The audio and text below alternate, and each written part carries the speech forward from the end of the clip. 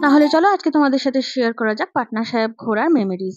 তো বেশ কয়েকদিন আগেকার কথা, আমি, আমার হাজবেন্ড, আমার ননদ এবং তার হাজবেন্ড এবং বাচ্চারা মিলে সবাই মিলে চলে গেছিলাম পাটনা সাহেব ঘুরতে। তো সেখানেই আছে এই বিশাল বড় গুরুদুয়ারা। এখানে দিন রাত্রি সারাদিনই পুজো হয়। আর এই দেখো, গুরুদুয়ারাতে ঢোকার আগে কিন্তু সবাইকে পা ধুয়ে ঢুকতে হয়, এরকম ব্যবস্থা করা আছে এখানে।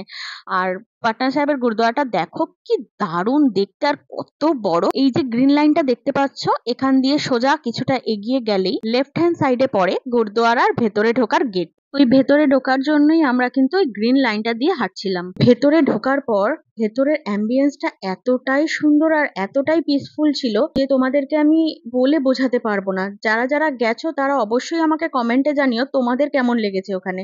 তো যাই হোক, ওখানে আমরা প্রসাদও খেয়ে ওখান থেকে বেরিয়ে আমরা লাঙ্গরে গেলাম। লাঙ্গরে যাওয়ার পর আমাদেরকে রুটি বানাতে দিল। আর যেটা কিনা আমার ভীষণ ভালো লেগেছে, আমি আর আমার ননদ মিলে কিন্তু প্রচুর রুটি বেলেছি ওখানে। কারণ ভগবানের সেবা করার সুযোগ সবাই পায় না।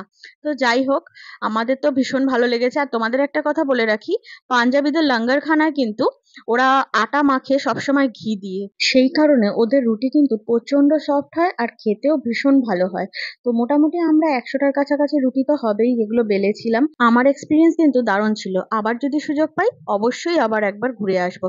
তোমরা কিন্তু কমেন্টে জানিও ভিডিওটা কেমন লাগলো। ততক্ষণ টাটা।